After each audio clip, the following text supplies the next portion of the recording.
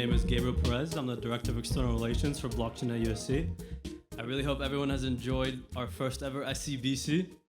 Our team at Blockchain at USC has worked extensively for the past 3 months in collaboration with USC Marshall and the VanEck Foundation to make this entire event a reality. So ladies and gentlemen, I'm extremely happy to be introducing our next great panelists of the hour. We will be discussing NFTs and digital ownership. NFT collections took the world by storm last year, begging questions such as, what even is a non-fungible token? And why is a 14-year-old making more money than me? In many ways, it feels like a new asset class has been born, and the implications of how NFT technology can be leveraged is still being discovered. Now let's get to the speakers. Our official moderator will be Daniel Porat. Daniel is a creative lead for MarketAcross, a leading PR and marketing media group for blockchain startups and established businesses. They've worked with prestigious companies such as Binance, Consensus, Wobi, Polygon, and Balancer. Our next guest, Bryan Edelman, is a counsel at Dragonfly. Dragonfly is a top-tier crypto-native venture capital firm, having invested in companies like 1inch, Ava Labs, Cosmos, DYDX, and Matter Labs. Bryan often consults Dragonfly's portfolio companies regarding legal framework and regulations. And NFTs have become somewhat of a mind puzzle in terms of regulatory landscape, and Bryan has extremely valuable capacity to advise on such things. Liat Karpel Gurwicz is the CMO of DeviantArt, the world's largest online art social network, being home to over 70 million users worldwide, hosting over 500 million pieces of art.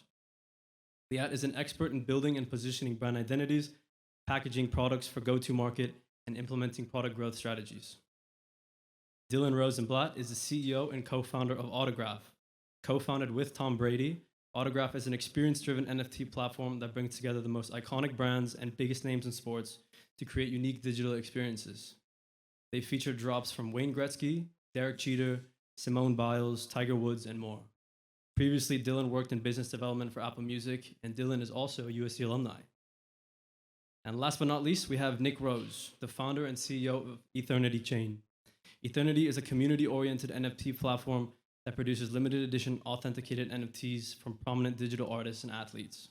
Under his leadership, Ethernity has partnered with luminous names such as Alex Ovechkin, the Winklevoss twins, Lionel Messi, and Shaquille O'Neal. Nick is recognized as one of the early investors in Bitcoin and blockchain technology, having had the experience to watch this very niche space mature into an industry pursuing a common goal. Please join us in welcoming the fantastic group of individuals on the topic of NFTs.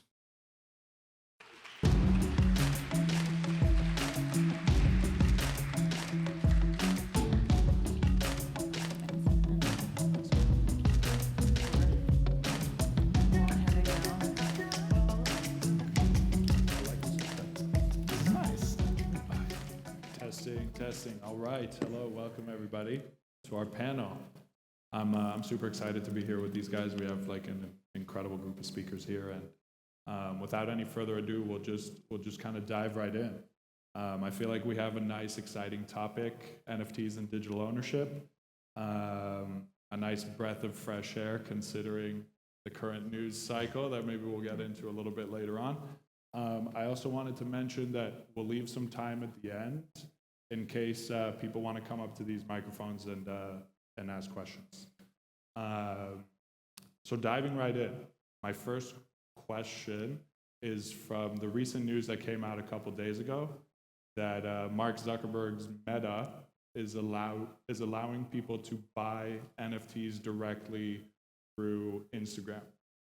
And so my question is how this move fits into the ethos of blockchain and what this means for ownership if Meta is actually the ones holding your NFTs versus that not your keys, not your coins mentality. So feel free to dive right in. Of course, we want to keep this as open of a conversation as possible. Just me? Yeah. As I made eye contact with you the whole time. Go ahead. Nice to see everybody. Thanks for coming here. Super glad to be here. So on Daniel's question, digital ownership has to be real ownership. I've been in the blockchain space since 2011, so it's been a long trip for me. I've seen all the craziness with Mt. Gox, Quadriga, all the crazy stuff that happened with current FTX stuff as well. We can address that later. But the point is, when you want somebody to have actual ownership of their own assets, that's art, that's their own funds, you know. When you trust a third party with your assets, look what happens. Look at the FTX example. So, not your keys, not your coins. Not your keys, not your assets. So I'm very pro blockchain. I'm very pro transparency, and I think when you actually really want to own something, you should have 100% control of it. So I'm very pro blockchain, like I said, and I think we should all have our own decentralized wallets, and we should definitely be able to hold our own assets and have it 100% under our control. So we don't have to deal with situations like all these exchanges I mentioned. So yeah, Facebook might be a very big company and we all trust, but do we really? Do you guys really want a company like that to hold your own assets that you paid for, or maybe build if you're a creator? I personally don't. So no, for me, I'd prefer to 100% hold my assets in my own wallet. Yeah. So like on the meta point, I agree with you on holding your own assets, but I think where platforms like Meta make a difference is in terms of consumer market adoption, right? Because that's when Web3 and blockchain really comes to the masses. You know, at the moment, it's still targeted as such a small audience, so limited. So assuming it's done in a way that gives you ownership over your assets, I think just take a look at what Reddit did recently, right? They already have more active wallets than OpenSea. So I think there's advantage to kind of the big players coming in and turning this into the new norm, kind of the next phase of the web. But how do you respect the purity of the blockchain? Well, I agree, but Reddit gives you the option to actually hold your own assets on your own wallet. If any, I'm pro big companies opening the floodgates for everybody to purchase digital assets as far as they give you control over your own assets. If they want to have them into custody, how do I know that this company won't go bankrupt tomorrow and all the assets I purchased are gone? 100%, but then I don't think that that's what they're doing, right? Then they're not really doing NFT or blockchain, or, you know, it's not really on chain. They're keeping it on an internal Exactly. chain. So they're just using the NFT word to take advantage of the market situation. So it's kind of fishy to me. I don't know. I don't love it. I think what you guys are touching on is actually important, because I think to me it's all about the details, right? Like if they dive into the space and they're a platform that can reach millions, if not billions of users, it's probably a good thing. But if they hold custody of the NFT, then you don't actually have ownership. So I think it comes down to, do they allow non-custodial wallets, or if they sell it on their platform like any other Web3 app, do they allow for users to transfer that NFT into their wallet? And if they can allow for full custody, there's probably some things you don't want to really have happen behind the scenes, but I think it's better. If they made it a complete walled garden where you couldn't transfer anything out, then I don't think it is really Web3 or plays to the strengths of the technology in a meaningful way. Yeah, I think it just re-raises that like all-encompassing question we have in the industry of like security versus convenience. There's we want them to take care of everything and it'll just be easy. We just log in and they handle it. Or do we really want to like connect the wallet and save our seed phrase and bury it in 4 different places across the world and keep a copy at your mom's house and do whatever you have to do? It's still definitely something we have to deal with today. And these big companies that are coming in are kind of proving that's definitely still to be solved. And what's interesting is, I mean, Nick being in crypto since 2011, I came into the space in a very different way with an eye towards that accessibility. But of course, there were the trade-offs of giving users full control. We launched our first set of NFTs in partnership with DraftKings, and they didn't actually allow withdrawals out of their ecosystem for the first 6 to 8 months. And we would have liked for them to be in users' hands sooner, but that was the reality of the situation. So for us, we made the decision to go for credit cards for that security, people being able to log in like any other account, and the wallets were handled on the back end. But that's not in the spirit of the freedom that Web3 provides and the ownership. So we're actually in a spot where we started off trying to bring these celebrities into the space and these athletes, icons in a safe way. But longer term, for us to unlock the power of this tech, I mean, I know we're definitely in agreement that you have to let users own their own crypto. I just think it's going to be a design challenge for all the builders in the space to figure out how you do that in a safe way while giving the user the complete freedom and control. And that's really not an easy thing, but think about how many apps you've downloaded and then deleted in the first few minutes because it was too difficult to use. That barrier for every user, I'm sure there's a tech-savvy crowd here, but many aren't, to actually set up a wallet, own their own keys, do it in a safe and secure way. It's still difficult, but I do believe the builders, people creating wallets and the applications around it, are going to make it really simple for you to actually own your NFTs, your assets, your crypto in a non-custodial fashion. I think we're getting closer and closer. And Bryan, you and I talked a little bit backstage, so we do have a unique voice here on the panel from the legal side. And I won't spoil too much of your insights, but I do wonder if there is an advantage either way. Like if the individual person has an advantage to a company like Facebook, for example, holding their assets versus like you being the custodian of your own NFTs or coins or whatever it is that you invested in. Does it make a legal difference at all? Yeah, so first I'll start off as a lawyer and caveat that nothing I say here is legal, business, or tax or investment advice. With that being said, I think I kind of echo the points that you just heard. I think on the one hand, Meta, Facebook has access to over 1 billion users at this point. And I think a huge issue with the whole crypto space right now is usability and being able to make the products user-friendly for those that are not exactly tech-savvy. And I think there also is that fear, especially in light of what's going on with FTX right now, of having this large corporation hold custody of what could be very valuable assets. So I really do think that it's a balance. I mean, Facebook's a huge, Meta is a huge public company. The odds of them going under is not necessarily high, but who thought FTX would go under in a matter of 72 hours? And I think that really highlights the potential risk of another corporation holding custody of your assets.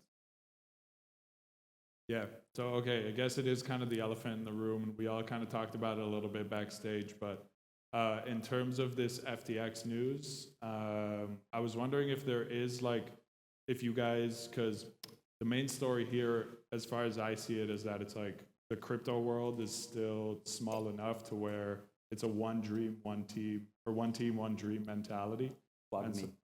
Yeah, wag me, we're all gonna make it.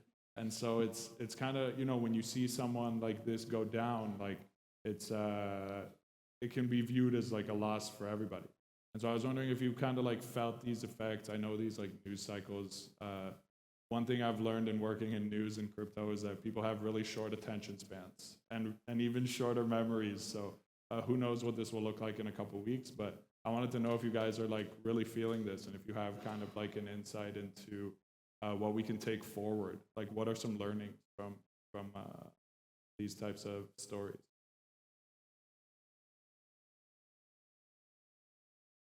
I think I'll start by saying that I think everyone's just hurting for them, right? And being part of the space, so many of the players are connected.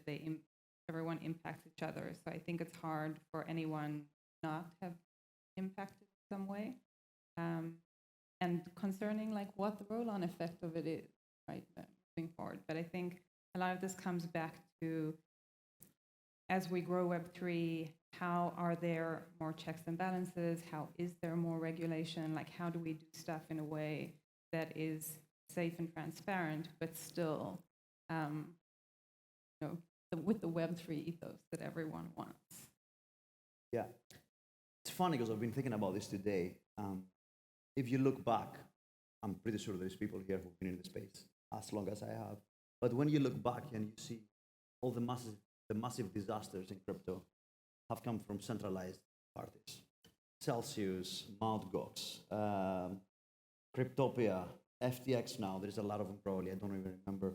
And it's crazy that the crypto space and the blockchain world gets such bad rep from literally mistakes from centralized exchanges. The blockchain's purpose is to don't have centralized parties controlling your assets. And all the mad and all the bad rep is coming actually from, it's like a crazy situation. So I think the FTX events are a big setback for all of us because everyday people doesn't really understand the details and what's a centralized body and what's not. And I think us as founders we should be putting more resources and energy into education and educating everyday people who are new and they want to learn more about blockchain on what actually is happening, right? Because we all get bad rep, and the whole space gets bad rep, and we're not progressing forward when we should have trying to explain and show the world what's actually happening. So yeah, I think it's a big setback, but like I said, blockchain is not going anywhere. It will evolve no matter what. Yeah, that's it. I would agree. I think everyone agrees that it's a setback for the space, especially when such a big name, trusted brand goes through something like this. The consumer that isn't at the Blockchain USC conference has probably just lost a little faith and trust. But as you said, there's short-term memory. So I'm optimistic that just like all the other trials and tribulations of the past, we will, as a space, get through this one. And I really like what you said about the commitment to educating people about the fact that they used a centralized technology, but it was a centralized entity that went down. So it's really counterintuitive, the reaction, but it's something I think that wise that you brought up. Yeah, and just from a legal perspective, it's a huge setback. For those of you that are familiar with SPF, he was the biggest voice on Capitol Hill, and by many, he was considered the adult in the room of crypto. And to now see him go down so quickly and in a manner that no one really knows what types of shady things he's doing, it just really sets things back from a regulatory perspective. That being said, I think now the goal is to have Congress. I think everyone realizes there needs to be some sort of regulation, but it can't be bad regulation. And unfortunately, a lot of the people that are responsible for writing laws don't really understand the underlying technology. And I think the important thing now is educating the folks who are actually writing the laws and helping them to understand how the technology works so that they can write responsible legislation and one that, laws that allow the industry to continue to develop. And I think most importantly, that keep the industry in the United States and don't force creators to go offshore because the laws in the US are either non-existent or because they're so restrictive that they don't allow builders to build. Yeah. So in contrast, you guys have kind of all seen the very best of the space as well. I know Liat, your company has like hundreds of millions, 300, 400 million like artists, digital artists. Nick, you've done like Shaquille O'Neal, Lionel Messi's NFT. Dillon, you work with like Tom Brady. There's all these like, you guys have been through the glory days as well. And so it kind of begs the question of like, what do you think the catalyst will be that will like bring that time back or like set a new frontier even further than where we've been before? So I'm not sure if we've been through glory days. They might still be ahead of us. Depends what you think of being the glory days. I mean, for us, I come from DeviantArt. We have 75 million users, but thank you. I'll take the hundreds of millions.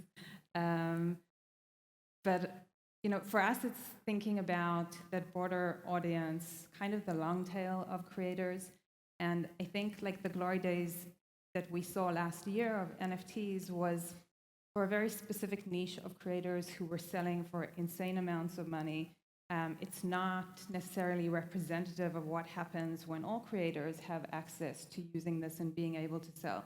So for me, looking forward, I think that the glory days are when any creator can start to build equity through their work, actually move away from these work for hire models and own all of their creations and be able to sell them, but for whatever price point makes sense to them and to who their community is, right? Not everyone is going to sell for crazy prices, and that's fine, right? I think when it becomes more accessible and when wallets are more accessible and things like gas fees don't end up costing more than the piece of art that you're trying to sell itself, that's when we really start to see the glory days of NFT. I 100% agree. First of all, I think the glory days are of us very early, where the blockchain space is in infancy. been, what, 11, 12 years. It's too early, and especially NFTs, 2017, 18. So it's really early. We're all very lucky to be aware of the technology. Yeah, so 100%. I think better education, security, being able to secure a blockchain, secure transactions, and many more decentralized applications within a company. When we all nail down those things, I think next wave will come. Things will be better, and they will. Yeah, and I think for me, on top of and in partnership with all of that, it's I think really smart entrepreneurs and developers need to innovate on the technology we have today. I know it's such a buzzword that we need innovation, but I think that we're still just scratching the surface of what this technology can actually do for us. So I do believe still that the best ideas are yet to come. And then I also think the popular understanding of why the technology needs to matter. Like every day, I'm still getting smarter about what this can really mean and what it can do. The fact that instead of anything that you do online being rented, the fact that it can actually be owned, and then ownership can translate into markets, it can provide more flexibility for consumers, brand new opportunities for value, and then as such, opportunities for entrepreneurship. And it's going to keep evolving, but I think it's just the general understanding and people really coming up with the right ideas and applications to push the space forward. Cool. Yeah, and kind of touching on that too, I think on the one hand, you need to educate folks on how to use technology, but I also think it's their experience and just simplifying it. I think if you're not very tech savvy, it becomes very cumbersome to kind of operate within the space. Even if you simply want to buy an NFT, it's not the easiest thing. And then when you start talking about wallets and where it's going to be stored, I think it can get very complicated. So I think that once you're really able to broaden the reach, and I think the way you're going to do that is by simplifying it. I think that really will open up the floodgates for the everyday person to get involved in crypto. Cool. Yeah, I don't know if you saw this. I'm curious from all your perspectives, but in terms of like experience and use cases and stuff like that, someone just sold a house. They sold their house as an NFT for $175,000, and it was like all the. I'm about to reveal to you guys how little I know about real estate deals, but like all the paperwork and everything was involved in just that one NFT sale. Do you guys see that as being like an obvious play or something that we'll definitely see more of? Or are there other use cases like that that we should keep an eye out for in terms of experience and like adoption? I think there's so many use cases that you can use NFT for, right? And I think that's a great one. But like when there is real utility behind the token and it starts to provide real ownership or provenance or whatever you're looking for. I'll even say that I think there's like simpler, even just like fun use cases that can come with NFTs. So I'll show my man Jules. Where is he? Nice day, Jules. So Jules is on our team at DeviantArt. He's a creator himself, and he just dropped his NFT collection this week. And he always puts out cool stuff because there's always some way of interacting with the NFT. So beyond just the art, like something will actually happen there. So he had his flowers collection, and then the art changes depending on ETH. So if ETH is up, you have one flower. If ETH is down, you have a different flower. So he has a cool Pepe who's like in a Mortal Kombat situation. You click the NFT and he goes through the scenes. So wow. I think there's so much you can do, just like the creativity behind it. Yeah, obviously, art and assets is just the start. It was the first application that was easy for people with CryptoPunks to adapt and see. But I personally think everything should be on blockchain. We should vote for our next president on the blockchain. Transparency. We should have our IDs and driver licenses on the blockchain. Some of you probably know this really well. You walk up into a bar, you saw your ID, get in. How many of those IDs are fake, right? There's no way really to identify it. So, but if it's on the blockchain, it's so easy to scan it and see if this actual item is real. So, driver licenses, voting for elections, fully transparent, houses, so many other things. I also recently heard for people are building zero knowledge technology, and they would argue that when you show your ID to a bouncer, you're actually revealing way more information than you need to reveal. Exactly. You're showing them where you live, you show them everything. You're showing them your weight. when really all they need to know is that you're eligible to enter the bar. Exactly. I So agree. blockchain also offers really cool ways to do that. I see that we have some questions over here, and I know we're like towards the end, so I'll save a bit of mine. I definitely want to get to yours. So if you want to jump in here, go for it. We'll open the floor. It's actually really interesting that you were talking about the utility of NFTs, and you were talking about Instagram's announcement that they were launching NFTs there. I just wanted to wonder what your guys' thoughts were on Apple's recent announcement that apps are allowed to sort of mint, transfer, view NFTs, but the NFTs themselves can't unlock any functionality within the apps on the App Store. And sort of how does that affect the long-term vision for utility of NFTs, and sort of what does that say about corporations' views on NFTs? Thank you. And also, I think Apple said they're taking like 30% of. I was about to speak about that. Yeah. They haven't- They Cool. always Go take ahead, 30%, sorry, go yeah. for it. It's like our biggest nightmare right now. We're launching our Ethernity app, and we have to pay Apple 30% on every transaction. Right. And not us, everybody. Every single company out there. Fortnite is not on the App Store anymore because they don't want to pay the 30%. So Apple does what big corporations do. They just want full control, and listen, can we blame them? It's their business model, and they can do whatever they want, but it's not fair to founders and investors who work very hard, in my opinion, to build applications, and it's slowing down the progress of what blockchain technology is capable of. You can't do this, you can't do that, you gotta pay us 30%. So it's slowing down the progress, I think, of the whole ecosystem. And like you said, for us, we actually never intended, at least not right now, didn't intend to sell NFTs because we thought that 30% was unfathomable. We couldn't get over that hump, so we weren't going to actually sell them.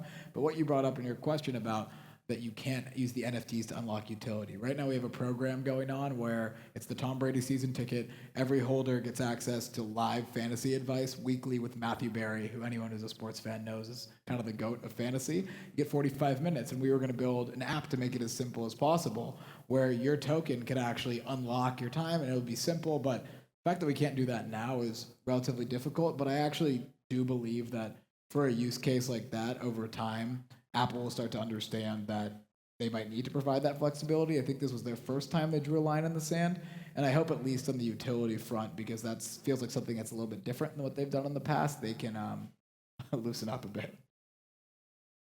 Yeah, I mean, I think Apple, they're going to do what they want to do to maximize profitability at the company. But I think you're going to see builders and users kind of look for alternative ways to buy NFTs or mint and sell NFTs.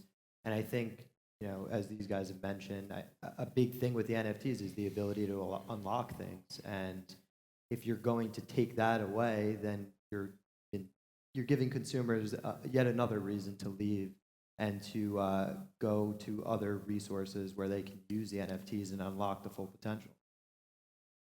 And we checked. There's no Apple lawyers in the house. I don't think you're gonna get. By the way, it's just pretty crazy if you think about it. Like, not just Apple, like, we basically have 2 app stores for the whole world. Like, if we talk about centralized organizations and how most of us are able to access apps and information on our phone, right?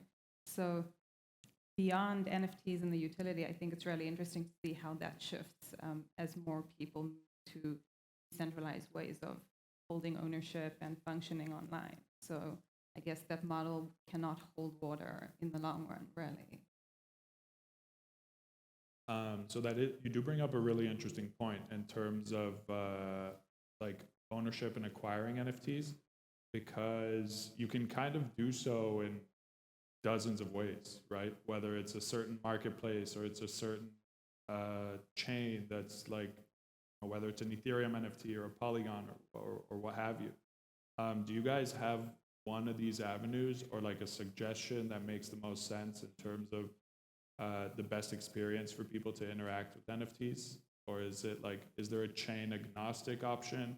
Or is there like one specific one that you're like a diehard supporter of?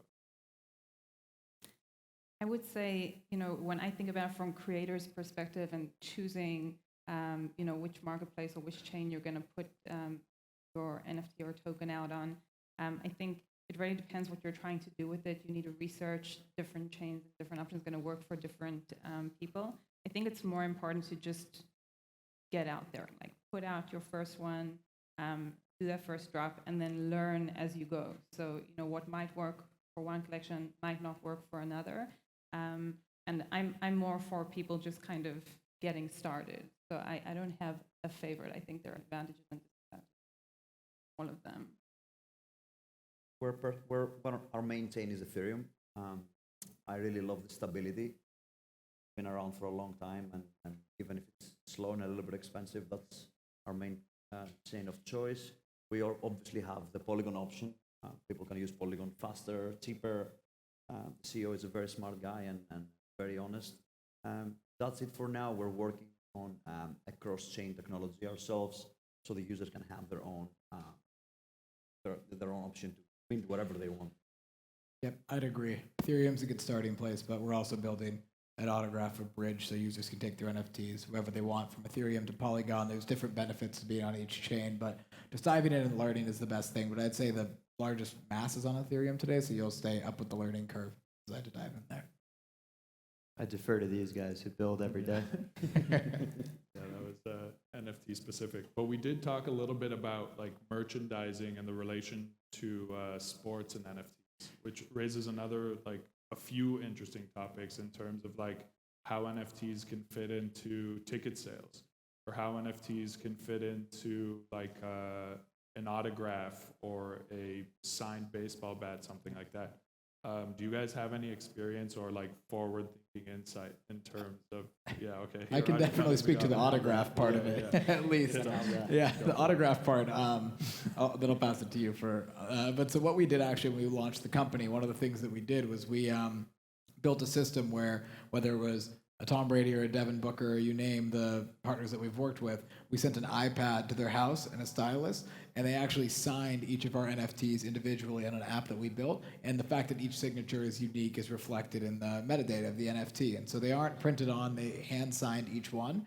And that's actually been, by a long shot, our most popular product. Even more than the utility we've provided, whether it was in person, a Zoom, a party, the users love these hand-signed NFTs because I think there's inherent scarcity that they're all kind of one-of-ones. And a lot of big memorabilia collectors came in and spent tens of thousands of dollars on these NFTs because I think it, to them, they felt like they were cool, limited, and close to something they already understood. So it was a proof point that people really did enjoy that early on. And I think I was actually, there's just one quick other tidbit is that I jumped on a Clubhouse a little while back out of nowhere with a bunch of sports card collectors, and someone was like, hey, that's Dillon in the audience. I'm like, who knows who Dillon is? What are you talking about? And I came up, and of those like 20, 30 people, whatever it was, they had actually all bought one of our NFTs, whether it's for Tom Brady or Derek Jeter or Tiger Woods, and they were in the traditional physical sports card clubhouse. So I was actually really surprised how seamlessly they adopted over for signed or unsigned, because my big thing from the start was,